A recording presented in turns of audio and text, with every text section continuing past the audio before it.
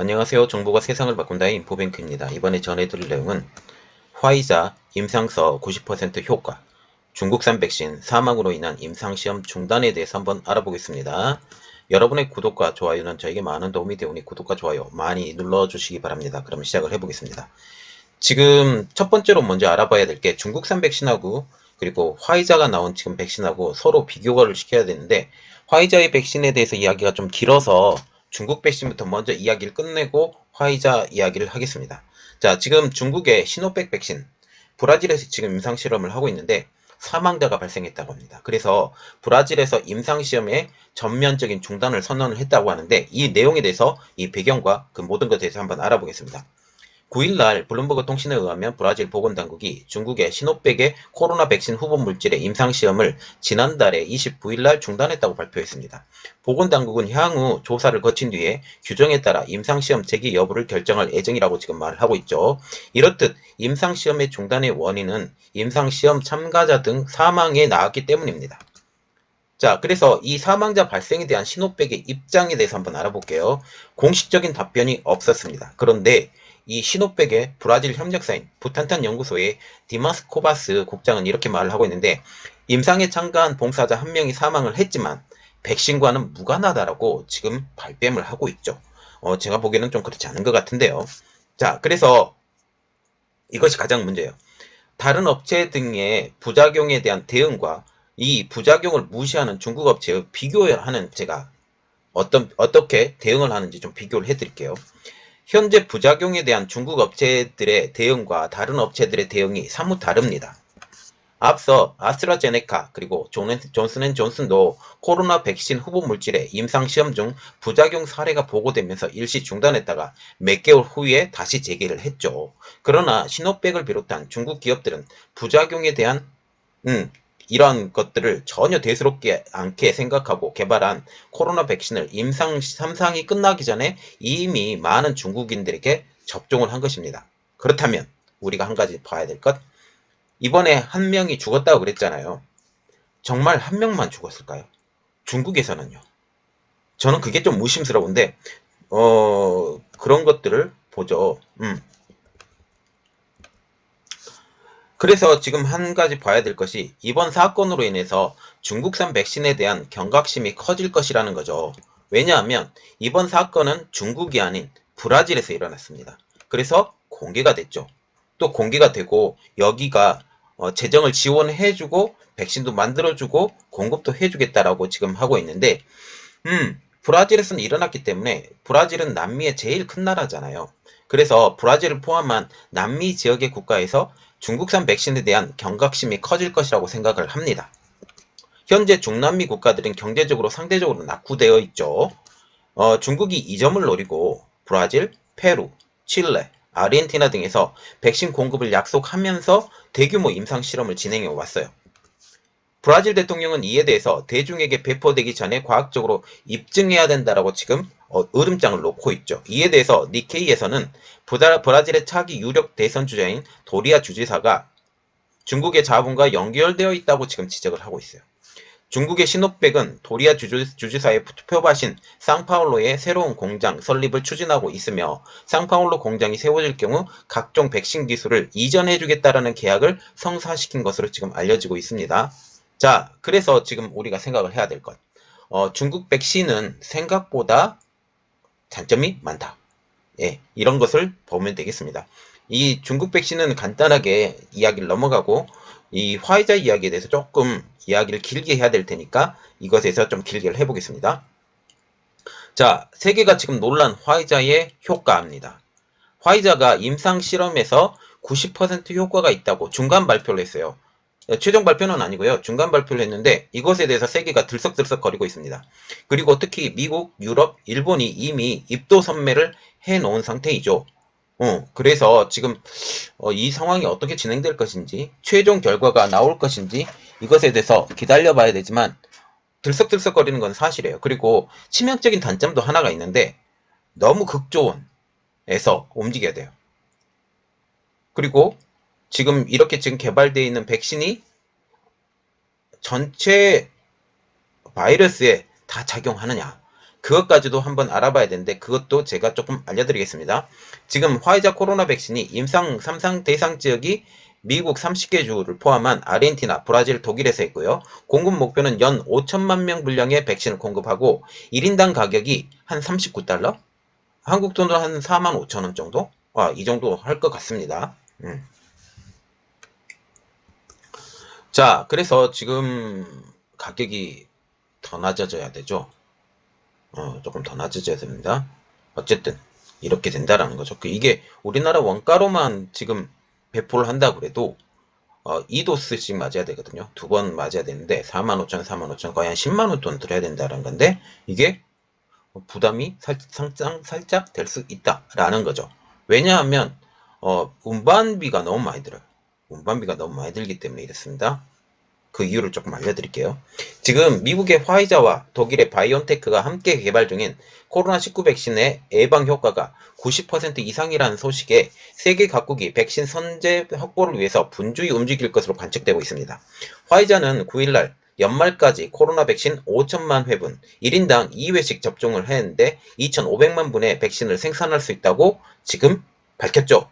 자, 보시면 5천만 회, 결국은 2,500만, 우리나라 인구보다도 더 못합니다. 그러면 우리나라는 언제 받을지 모르겠네요. 이는 미국 식품의약국이 요구하는 안정성 테스트에 문제가 없고 이달 중 백신의 긴급 승인 신청이 난다라는 가정하에서요. 내년에는 최대 13억 회분의 백신을 공급한다는 목표를 갖고 있죠. 이미 세계 각국은 화이자와 바이온테크의 코로나 백신을 공급받기 위해서 일찌감치 줄을 서고 있는 상태예요.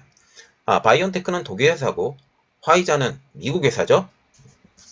미국이 1억 회분의 그 백신을 먼저 공급받고 5억 회분의 추 구입 선택권을 포함해서 총 6억 회분, 그리고 EU는 3억 회분, 그리고 일본은 1억 2천만 회분, 영국은 3천만 회분 등 이렇게 선점을 했다라는 거죠. 보세요. 6억 회분이라고 그래도 6억 명, 15,000명, 6천만 명, 1,500만 명 분이죠. 두 번씩 맞아야 되니까 한 번 안 됩니다. 한국 역시 구체적 물량은 언급되지 않지만 화이자로부터 코로나 백신을 공급받기 위한 논의가 계속 진행되어 있는 것으로 지금 파악되고 있어요. 자, 그래서 백신 개발 임상 단계가 1상, 2상, 3상 그리고 생산까지 가야 되는데 중국 백신들은 거의 대부분 3상까지 지금 가 있고 1상 한 번 있고 4회사에서 나오는데 이렇게 되죠. 그런데 지금 문제가 터졌죠. 중국 백신의 문제가 터진 날짜가 지금 생각을 해봐야 돼요. 어저께 발표가 됐어요. 지난달에 이게 됐는데 바로 발표가 안 되고, 그리고 화이자는 어저께가 발표가 됐죠. 그리고 대통령 선거가 아직 끝나지 않았지만 대통령 선거가 됐던 날은 바로 며칠 전이죠. 이러한 시기들을 한번 보면 참 웃긴 게 좀 있는데 이것에 대해서 또 말할 기회가 있을지 모르니 그때 제가 다시 한번 얘기를 해드리겠습니다. 자, 그래서 지금 이전에 제가 한번 이야기를 해드렸어요. 지금 미국의 FDA가 민주당원들이 점령을 하고 있다라고 제가 한번 언급해 드린 적이 있었습니다. 그때 당시에 제가 이렇게 말했죠. 벌써 몇 주 전이네요. 몇 주 전에 이렇게 말을 해드렸는데 분명히 백신은 먼저 개발이 돼 있다.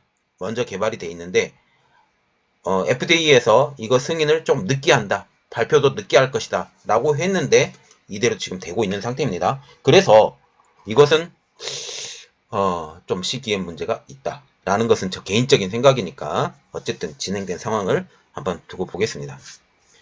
그래서 지금 이번에 90%가 갖는 의의가 있어요.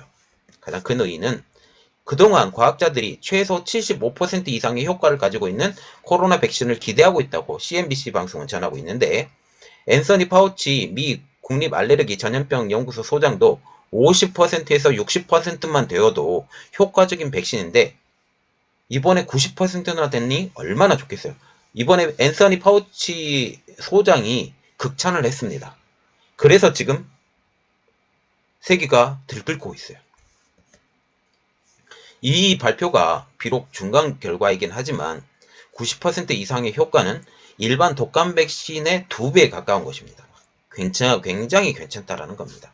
미 질병통제 예방센터에 따르면 독감 백신은 감염 위험을 40에서 60% 낮춰준다고 하는데 이것도 거의 마찬가지겠죠. 화이자의 코로나 백신의 경우 홍역 백신만큼 효과가 탁월하다라는 뜻이죠.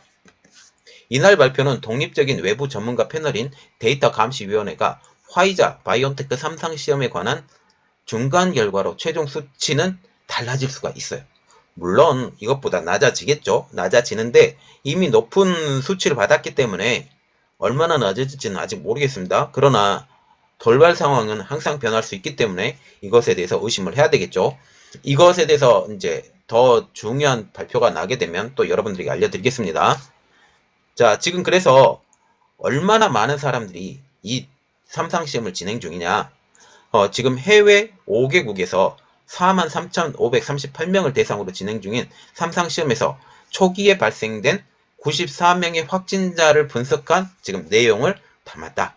라고 지금 얘기를 하죠. 부증상이 있고 증상이 있는데 이번에 증상이 나온 사람들을 분석을 해보니 이렇게 확진자를 분석해보니 이렇게 90% 이상이나 효과가 있었다. 라고 지금 얘기를 하는데 엄청 작죠. 94명밖에 안 됩니다. 적어도 몇백 명은 돼야 돼요. 그래서 이번 백신의 장기적인 안정성 그리고 효험이 아직 입증되지 않았다는 점에서 화이자 백신의 중간 결과가 너무 들떠서는 안 된다라고 전문가들은 경고를 하고 있어요. 네, 경고를 하고 있는데 세계는 이 발표만 가지고도 들끓고 있다고 봅니다. 또한 이번에 발표된 90%도 표본이 너무 적기 때문에 아까 94명밖에 안 된다고 그랬어요. 그래서 너무 적기 때문에 아직 갈 길이 많이 남았다라는 분석입니다. 특히 백신의 효능이 얼마나 지속될지 이게 제일 중요해요. 얼마나 지속될지 얼마나 지속되면 얼마나 자주 맞아야 된다라는 그 내용까지 나오기 때문에 이게 가장 큰 문제예요. 평생 지속되지 않는다. 평생 지속되지 않고 이게 1년마다 한 번씩 맞아야 되는 건지 아니면 6개월마다 한 번씩 맞아야 되는 건지 아니면 3개월마다 한 번씩 맞아야 되는지 아직까지 증명이 된 게 없습니다.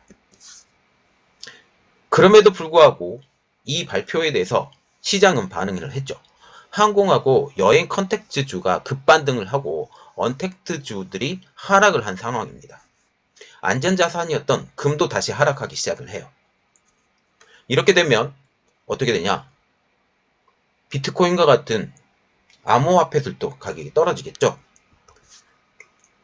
이 두 회사의 발표가 나오자마자 중국 증시는 전 거래일 대비 5%에서 10%가량 수직 상승했고 미국의 뉴욕 증시도 다우지수가 5%, S&P 500 지수가 3%로 급등세로 출발했습니다.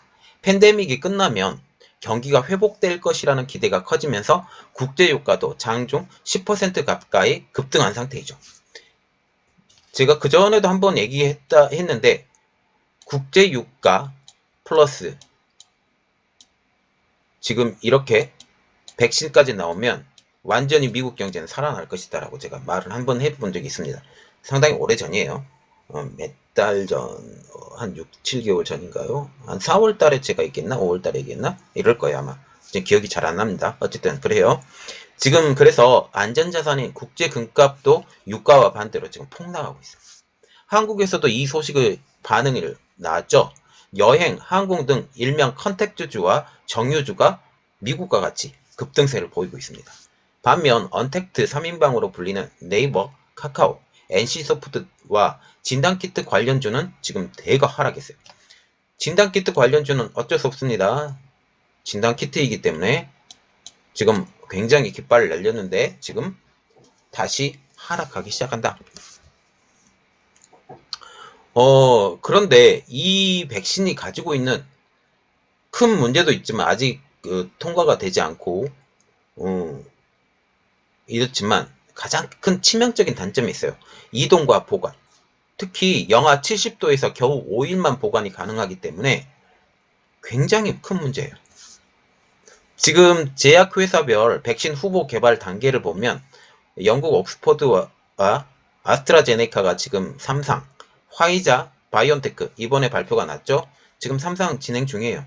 아직 승인 안 났습니다. 승인 곧 날 것 같아요. 발레바가 임상 전이고 글락소 스미스클라인 있고 존슨앤존슨 지금 나와 있죠. 존슨앤존슨도 지금 3상 하고 있어요. 이렇게 지금 보시면 되겠습니다. 특히 화이자가 개발 중인 코로나 백신은 mRNA 계열의 백신이에요. 이 백신은 화씨 마이너스 93도, 섭씨로는 마이너스 70도로 보관해야 하는 까다로운 보관 조건에 만족해야 됩니다. 또한 이번 지금 개발 중인 모더나의 백신도 화이자와 동일한 mRNA 계열로 mRNA1273이라고 불리는데 화씨 마이너스 4도, 섭씨 마이너스 20도로 보관을 해야 된다라는 거죠. 자, 보시면 마이너스 70도가 마이너스 70도지. 말로만 이게 가능한 거지. 굉장히 어렵습니다. 그래서 자체 배송 시스템을 이용할 것이다 라는 말까지 지금 나오고 있어요. 이러한 이유로 전문가들은 실제 접종 환경에서 이런 까다로운 보관과 배포 조건이 얼마나 지켜질 수 있을지 우려를 표하고 있습니다. 놓기 전까지 마이너스 70도로 보관해야 된다라는 건데 그런 특수한 냉장고가 필요하잖아요. 냉동고가 필요하잖아요. 그런데 모든 회사들이 이 냉동고를 갖고 있느냐라는 것이 첫 번째 목적입니다. 그리고 다른 후보 백신 후보와 다른 바이러스 백신의 보관 온도를 한번 보면 화이자가 마이너스 70도 정도 되죠. 지금 운송 중인 아이스크림과 스테이크 정도 된다고요. 마이너스 50도가 남극 연평균 기온이라고 합니다. 그리고 마이너스 30도가 홍역 벌골이 풍진, 그리고 마이너스 20도가 수두인데 이 지금 모더나가 수두 백신 정도, 그리고 냉장고 속 아이스크림 온도가 마이너스 15도 정도 되고요.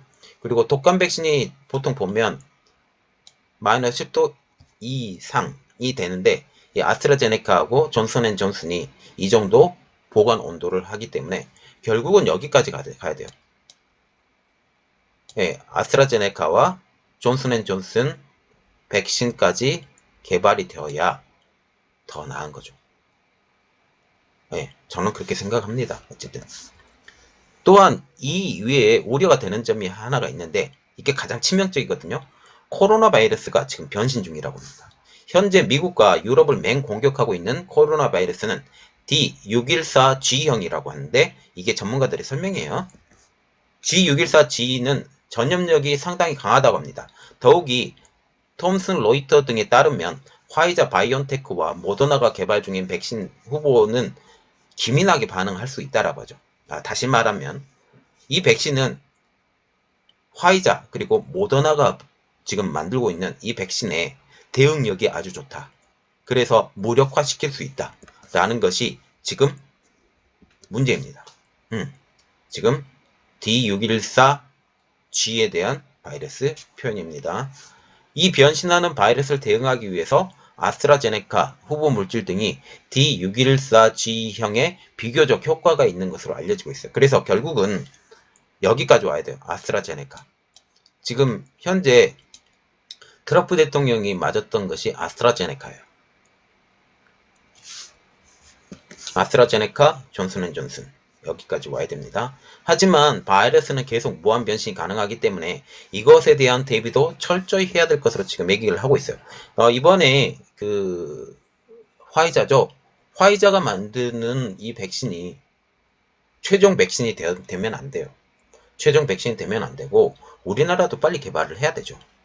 언제 또 어떤 일이 벌어질지 모르기 때문에. 또한 가장 큰 문제는 아까 말씀했다시피 바이러스가 지금 변신이 아주 심하게 되고 있습니다. 지금 바이러스를 대응하기 위해서는 화이자의 지금 이 백신은 충분치 않다. 지금 이것에 대해서 비슷한 물질을 해서 3상 실험을 하는데 별로 걸리지도 않아요. 걸리지도 않고 효과도 90%라 얘기하지만 너무 표본 오차도 너무 작고 이렇습니다. 이렇게 되면 어떻게 될까? 라는 거죠. 그렇게 생각을 하시면 되고, 또한 한 가지 더 의미심장하게 얘기를 드려야 되는 것은 중국 백신이에요. 중국 백신 믿지 못한다. 걔네들은 그냥 밀어붙였는데 중국 내에서는 얼마나 크게 문제가 있었을까 대해서 다시 한번 생각해보고 경각심을 갖고 우리가 중국 백신이 개발됐다 할지라도 중국 백신이 우리나라에 들어오지 않았으면 하는 게 저희 마음입니다. 이번 내용은 여기까지였고요. 저희 내용이 여러분들에게 도움이 되셨다라고 생각을 하시면 구독과 좋아요 그리고 알림 설정까지 좀 부탁드리겠습니다. 감사합니다.